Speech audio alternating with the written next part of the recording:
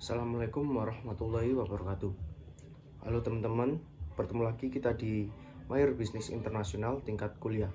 Sebelum itu, ada baiknya saya memperkenalkan diri saya terlebih dahulu. Perkenalkan, nama saya Faril Iqbal Maulana, saya dari kelompok 6. Bersama teman-teman kali ini, saya akan mempresentasikan sebuah materi yang berjudul perencanaan strategis. Pada kesempatan kali ini, saya akan menjelaskan tentang submateri tentang implementasi. Implementasi sendiri menurut para ahli adalah bermuara pada aktivitas, aksi, tindakan atau adanya mekanisme suatu sistem.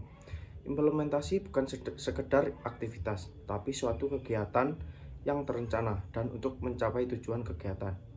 Nah, untuk mengetahui apa saja implementasi yang ada dalam perencanaan strategis, mari kita bahas bersama-sama. Implementasi pada perencanaan strategis ada 5. Yang pertama, tantangan pemasaran global. Jebakan yang menghambat program pemasaran global dan berkontribusi pada kinerja suboptimal mereka termasuk alasan terkait pasar, seperti penelitian yang tidak memadai dan kecenderungan untuk melakukan standarisasi yang berlebihan, serta alasan internal seperti ketidakfleksibelan dalam perencanaan dan implementasi. Jika suatu produk akan diluncurkan pada skala yang lebih luas tanpa penelitian formal mengenai perbedaan regional atau lokal, maka hasilnya mungkin saja akan gagal.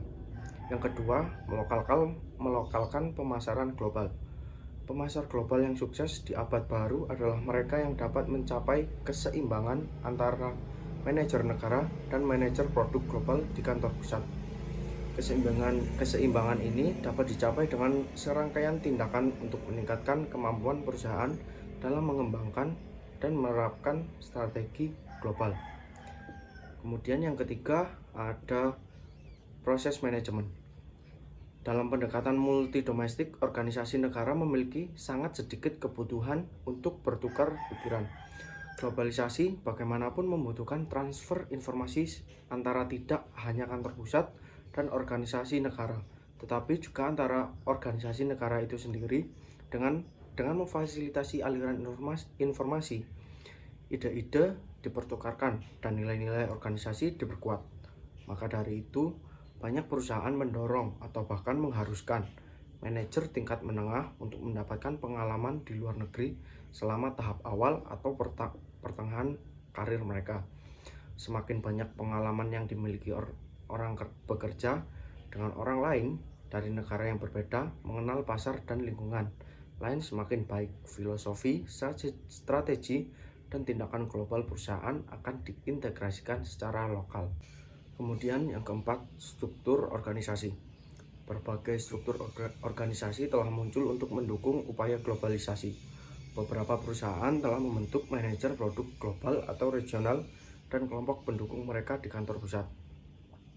Tugas mereka adalah mengembangkan strategi jangka panjang untuk kategori produk di seluruh dunia dan bertindak sebagai sistem pendukung untuk organisasi negara.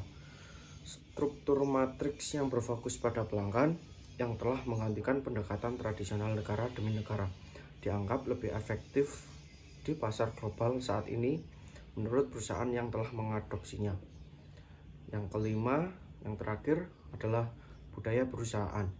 Budaya perusahaan dapat mempengaruhi efektivitas dan produktivitas bekerja di dalamnya. Sebagai contoh adalah Toyota. Toyota didorong untuk melihat masalah bukan sebagai sesuatu yang tidak diinginkan, tetapi untuk melihat masalah secara positif sebagai cara untuk membantu mereka meningkatkan kinerja mereka lebih jauh. Begitu nilai ini ditanamkan ke dalam diri seorang pekerja, mereka dapat memandu pengambilan keputusan sepanjang hari. Semua orang tahu solusi apa yang harus diambil, sehingga pengambilan keputusan dipercepat secara dramatis dan efisien. Kita ambil contoh, misal ketika perusahaan menganalisis sebuah persaingan pasar, mereka menemukan bahwa pasar tersebut memiliki tingkat persaingan yang tidak sehat. Akan tetapi perusahaan tersebut juga menganalisis bahwa ketika mereka dapat memenangkan persaingan di pasar tersebut, maka perusahaan tersebut akan memperoleh profit yang besar.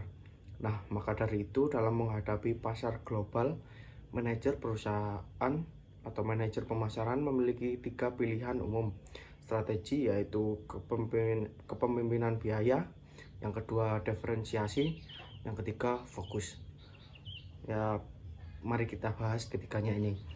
Dalam kepemimpinan biaya, pemasar global menawarkan produk atau layanan yang identik dengan biaya yang lebih rendah dari pesaing. Ini sering diartikan bahwa investasi dalam skala ekonomi dan ketatnya pengendalian biaya seperti overhead, penelitian, dan pengembangan dan logistik. Pada strategi diferensiasi, sebagian besar pemasar global menggabungkan diferensiasi tinggi dengan pengendalian biaya untuk masuk pasar dan untuk memperluas pangsa pasar. Sistem manufaktur yang fleksibel menggunakan sebagian besar komponen standar dan langkah-langkah manajemen kualitas total yang mengurangi terjadinya cacat, yang memungkinkan pemasar untuk menyesuaikan peningkatan jumlah produksi mereka sekaligus menghemat biaya. Dan yang terakhir, strategi fokus. Strategi fokus ditentukan oleh penekanan pada segmen industri tunggal, di mana orientasi menuju biaya rendah atau diferensiasi. Salah satu strategi ini dapat dikejar secara global atau regional, atau pemasar dapat memutuskan untuk mencampur dan mencocokkan strategi sebagai fungsi dari dimensi pasar atau produk. Nah, itu tadi adalah pembahasan tentang implementasi dalam perencanaan strategis. Jadi, implementasi dalam perencanaan strategis diantaranya ada tantangan pemasaran global, melokalkan pemasaran global, proses manajemen struktur organisasi, dan budaya perusahaan.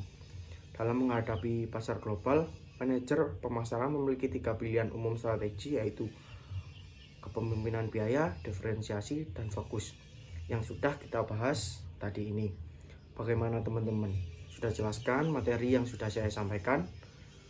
Kalau begitu saya pamit undur diri, sampai jumpa lagi di video Mahir Bisnis Internasional selanjutnya. Terima kasih. Wassalamualaikum warahmatullahi wabarakatuh.